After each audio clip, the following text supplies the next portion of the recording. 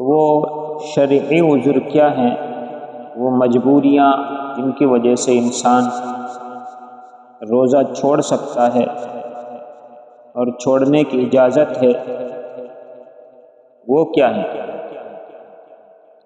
تو کچھ مجبوریاں ہیں، کچھ آزار ہیں، یعنی مجبوریاں ہیں جن کے سبب انسان کو روزہ نہ رکھنا جائز ہے۔ بالکل یہ معاف نہیں ہے کہ وہ بالکل معاف ہے کہ روزہ آپ اس کو کبھی رکھنا ہی نہیں ہے، روزہ معاف نہیں ہے، بلکہ اس کو اجازت ہے، جائز ہے کہ وہ ان مجبوریوں کی وجہ سے جس وقت وہ مجبوریاں ہیں روزہ چھوڑ سکتا ہے، پھر بعد میں ان کی قضا کرنا ضروری ہے۔ نمبر 1، شیخ فانی، یعنی بہت زیادہ بوڑھا آدمی، جو اتنا بوڑھا آدمی ہو جو روزہ رکھنے کی بالکل ہی طاقت نہ رکھتا ہو،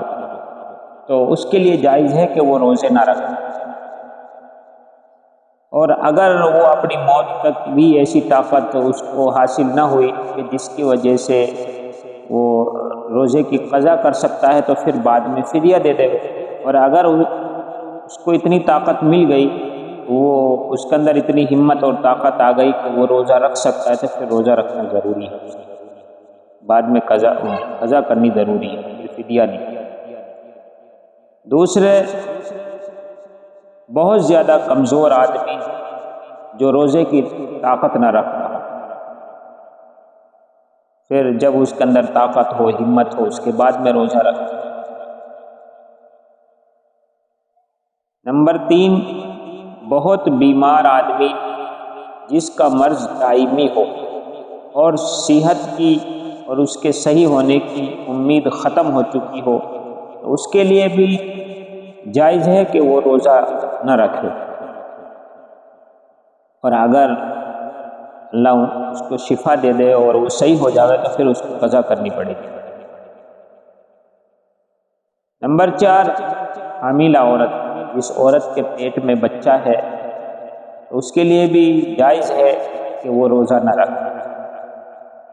اگر روزہ رکھنے سے عورت کو یا پھر اس بچے کو نقصان پہنچنے کا ڈر ہو، تو اس کے لیے اجازت ہے کہ وہ عورت روزہ چھوڑ سکتی ہے، پھر بعد میں جب یہ عذر ختم ہو جائے تو پھر قضا کرے۔ اور اسی طریقے سے نمبر 5، دودھ پلانے والی عورت، جسے اپنی یا اپنے بچے کی جان کا خطرہ ہو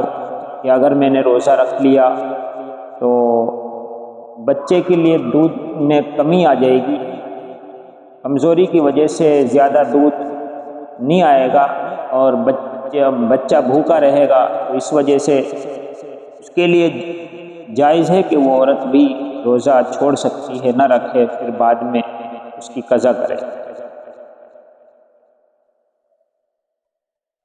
نمبر 6، وہ بیمار آدمی جس کا مرض بڑھ جانے کا خطرہ ہو، یعنی کوئی آدمی بیمار ہے اور اس کو ڈر ہے کہ اگر میں نے روزہ رکھ لیا، اس کو غالب گمان ہے، یقین ہے کہ اگر میں نے روزہ رکھ لیا تو میری بیماری بڑھ جائے گی اور زیادہ بیمار ہو جاؤں گا، تو اس کے لیے بھی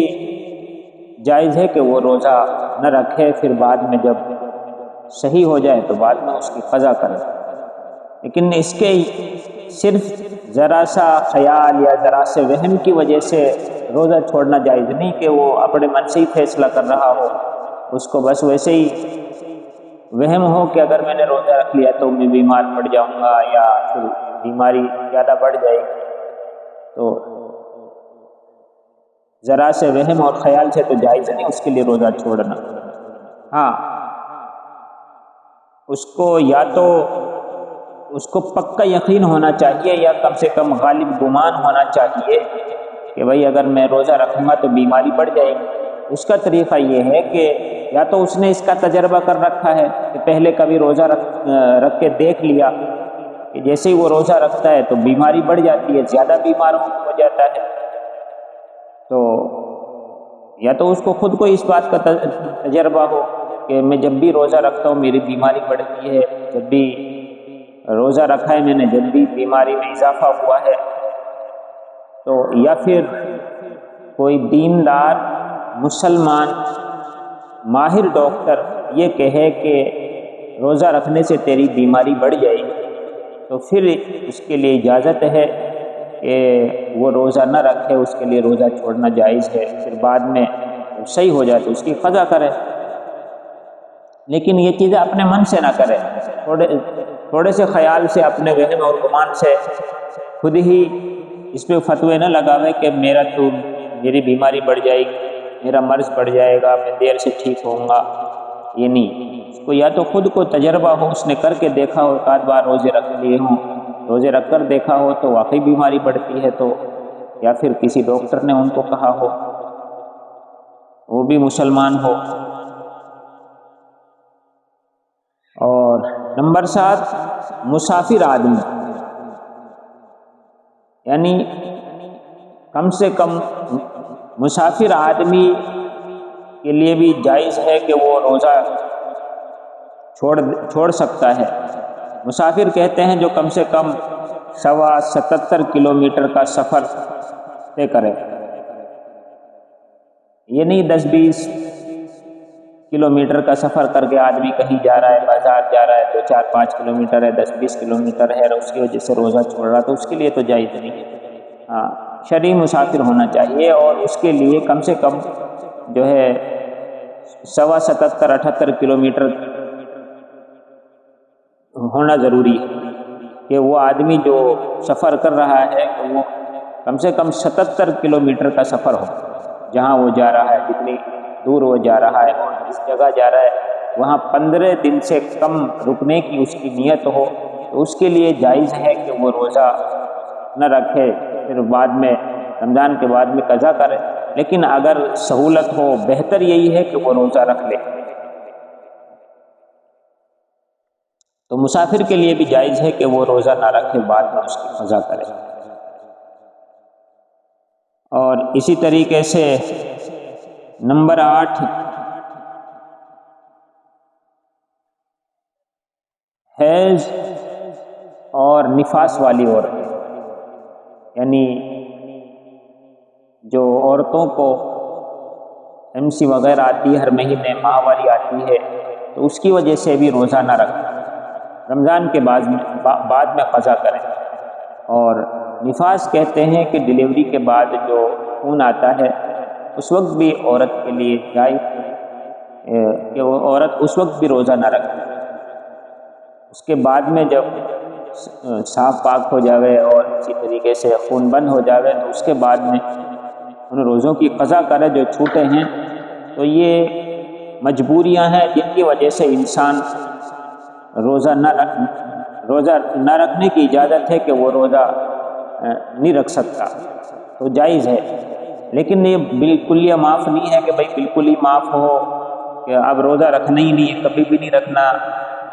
نہیں۔ جب یہ مجبوریاں ختم ہو جائیں گی، جن مجبوریوں کی وجہ سے ہم نے رمضان میں روزے نہیں رکھے ہیں، جب یہ ختم ہو جائیں گی تو رمضان کے بعد میں اتنے روزے ہمارے مجبوریوں کی وجہ سے چھوٹے ہیں، ان کی قضا کرنا ضروری ہے۔ یوں ہی ذرا سے بہانے پہ، ذرا سے بیماری سے، کبھی سر میں درد ہے، بخار ہے، سردی زکام ہے، تو یہ چھوٹی موٹی بیماریاں ہیں، ان کی وجہ سے روزہ نہیں چھوڑنا چاہیے۔ روزے کی بڑی برکتیں ہیں، جیسے میں نے شروع میں کہا کہ نبی علیہ السلام نے فرمایا ساری عمر بھی اگر انسان اس ایک روزے کے تلافی کے لیے پوری عمر، ساری عمر روزے رکھتا رہے تو اس ایک روزے کا بدل نہیں ہو سکتا جو رمضان میں چھوٹ گیا۔ اس لیے ذرا سے بہانے سے روزے نہ چھوڑے۔ اگر واقعتاً مجبوری ہے تو جو مجبوریاں ہیں وہ میں نے بتائی کہ اگر یہ مجبوریاں واقعی ہیں تو ان کے لیے اجازت ہے کہ وہ روزے نہ رکھے، بعد میں قضا کرے۔ اللہ پاک ہم سب کو عمل کی توفیق نصیب کرے۔